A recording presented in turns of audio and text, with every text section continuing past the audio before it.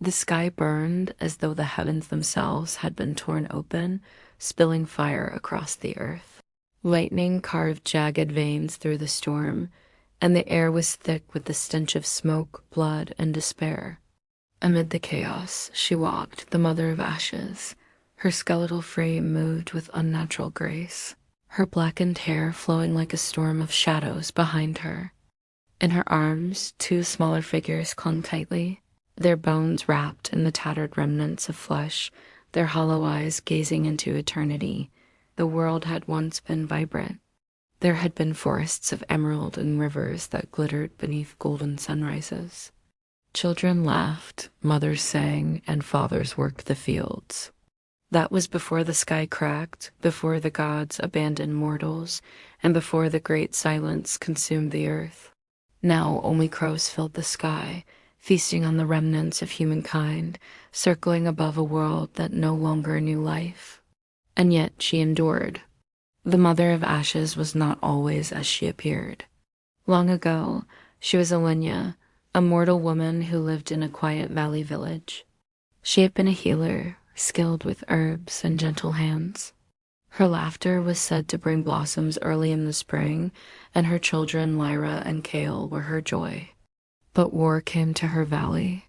Soldiers clashed, torches consumed fields, and the night screamed with death. Alenia fled with her children, seeking sanctuary in the caves by the mountains. Yet the soldiers found them. She begged for mercy, but mercy had no place in war. Her children were slain before her eyes, and Alenia was struck down, left to bleed into the stones. It was then that she made a vow, one so fierce it pierced the veil between the living and the dead. If no God will protect them, she whispered as blood poured from her throat, then I will. If no light will guard them, then I will become the darkness. Let me rise again, not as flesh, but as eternal mother to my children. Never will I let them be taken from me again. The void answered. Her soul did not pass quietly.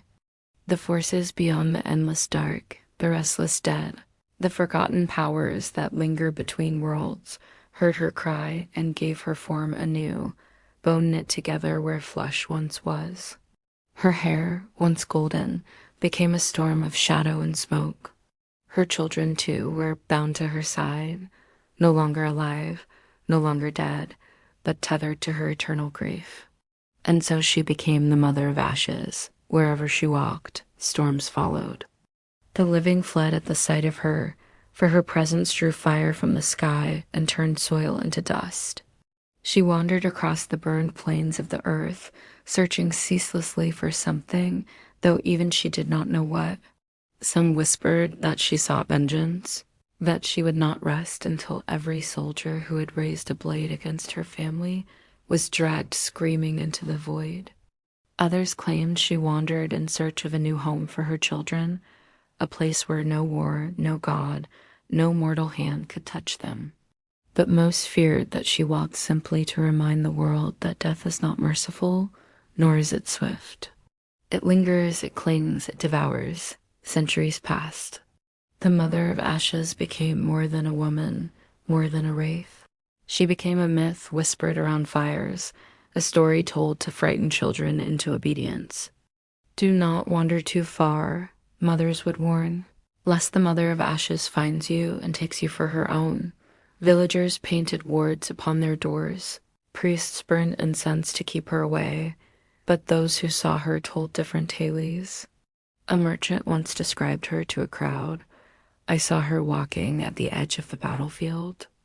The corpses of men who had fallen began to stir, their broken bones knitting together, their mouths opening in silent screams, but she did not harm me. She only looked at me, her hollow eyes, filled with sorrow so deep it could drown the world, and then she passed.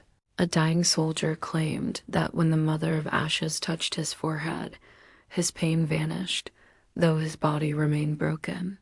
She is not a monster, he gasped with his last breath.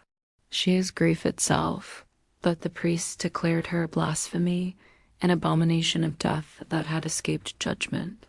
And so orders were given, hunters of the arcane, paladins of flame. and sorcerers with chains of light sought her across the scarred lands. None returned, for the Mother of Ashes could not be killed. Each time her body was struck down, she rose again, her children clutched tighter against her. Lightning split the sky at her resurrection, fire consumed villages, and rivers boiled. She was eternal, and eternity was her curse. Yet deep within her endless wandering, Alenia remained. The healer, the mother, the woman who had once sung her children to sleep. On nights when the storm quieted and the winds calmed, she would cradle Lyra and Kale close, whispering lullabies from a time long forgotten. Though their jaws were bone and their eyes hollow, they leaned into her embrace as though they still remembered. And she would weep not with tears, for her body no longer allowed it, but with a sound like thunder breaking upon the earth. One day, beneath a sky aflame with red, she reached the ruins of her old village. The stones of the cottages were blackened, the fields turned to ash. Nothing remained of the life she once knew. She fell to her knees, clutching her children against her, and for the first time in centuries, she spoke not as a specter, but as a woman. "Why do I still walk?" she asked the void. The wind gave no answer. The crows above circled silently. Am I vengeance? Am I grief? Or am I only a shadow that cannot let go? The earth trembled, and from the cracked soil rose figures shades of the dead, countless souls wandering without rest. They moved toward her, their whispers filling the air. Mother, Mother of Ashes, take us with you.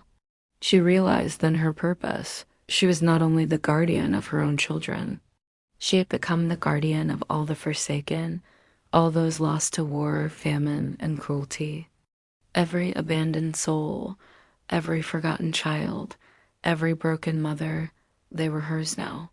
The Mother of Ashes stood, lifting her skeletal face toward the storm. Her hair of shadows writhed in the wind. Her children clung to her ribs, and around her gathered the countless dead, forming a procession that stretched into the horizon. She walked forward, and the world shook. Where she went, no one knows. Some say she seeks the gates of the underworld to demand her children's rebirth. Others believe she will walk until the stars fall and the earth itself crumbles. But one truth remains, whispered across ages. The Mother of Ashes does not forget. She does not forgive. And she never, ever lets go of her children.